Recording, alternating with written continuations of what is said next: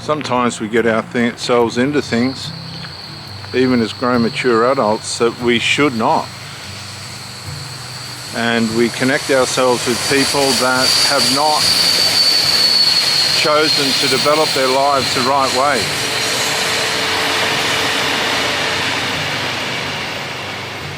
Usually we get love bombed, or we love bomb as well. We like someone, so we want to make the effort to try and see if something will work or come of it, only to find ourselves in a situation that is abusive. When somebody meets somebody new, if we've got our blinders on, we meet someone, and so anybody can come across as kind as nice. You meet them on the streets all the time. You meet them at work, you meet them in the shopping centres. People are nice at first, and it's easy to buy into that. The dating sites now have got ways in which people can groom you from a distance. You don't even meet them. They groom you and prepare you for their assault. Before you know it, you're being abused, robbed, stolen from. But then on your side of the fence, what problems have you got going on? Have you resolved all the different things with your children? Are your children individualized and separated from your life? Or are they going to interfere in things that you do and people that you meet? I've seen this time and time again. Mum or dad gets a new boyfriend or girlfriend, and the next thing we've got a narcissistic psychological collapse going down, and children are wrecking everything and destroying everything in a way to get the mother's attention or father's attention back on themselves. This happens all the time. It's not uncommon. All the time, because we're in a dependent world now. Even adult children in many ways are still dependent on their parents through the cost of living and hardship and all that sort of stuff. They haven't worked themselves into a position where they can be financially dependent. They're either too lazy or handicapped at some level with alcohol and drugs. And I don't think alcohol and drugs are a handicap. I think they're just a deliberate self-sabotage. We've made it too easy for people not to be responsible or accountable anymore.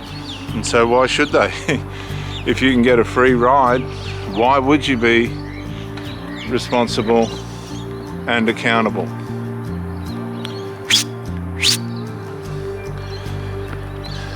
So I've met several women now, many women that have had adult children who have not only abused her but ruined my interest in her, and I've just walked away. I've just gone, no, I'm not going to have this third person interfering in the peace and serenity and effort that I'm putting into life. And I've walked away, and to be quite honest, these people just deposit themselves back into their dysfunction and enmeshment, ways in which they deal with life, as if you never existed, and that's fair enough too. This is not a game. The relationship world, the dating world is not a game. It's about survival.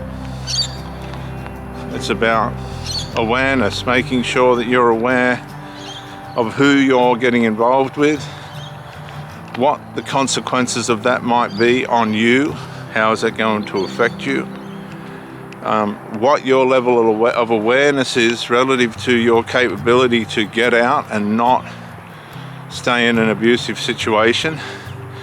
Because, off the road please, over here, come, over here, come on, over here, come on. Because many people now allow their loyalty, faithfulness and devotion and the way in which they perceive the relationship, even in the middle of abuse, to blind them. So they go on in the abuse thinking that hopefully the person will change, and people will temporarily change into something that they're not to maintain a relationship. This way please. Hey,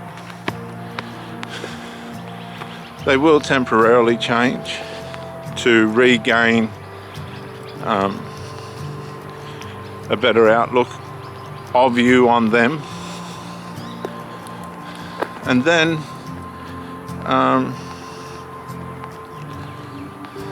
you've got to look at the way in which you allow your loyalty, faithfulness and devotion to misguide you from the path that you're supposed to be on. This happens to cult members. That's why a lot of Christians aren't right. They haven't got the time to fully understand what the Bible's talking about. A lot of ministers as well haven't got a clue what the true crux of the Bible is and how to apply it to your life. And you know, it's a very dangerous book. If you get it wrong, it's going to send your life down a direction, even as a confessing Christian, that you don't want to be on. The Bible's got a capability of making you evil.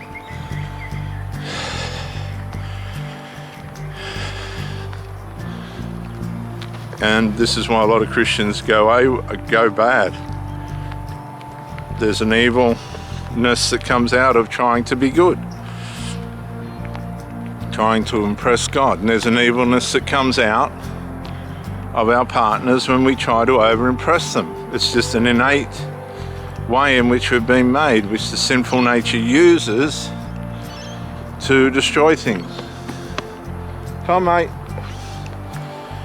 And we're not aware of that. We think our devotion and our good works and over-devotion and over-loyalty and over-zealousness towards a relationship is going to bring a reward. 9 times out of 10 that doesn't happen.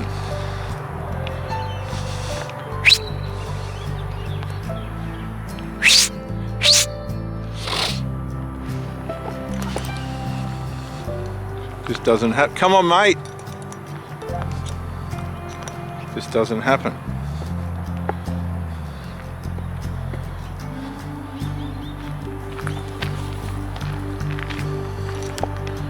So there's a part where you have to come back to yourself and see things for as they are and live and act towards that appropriately.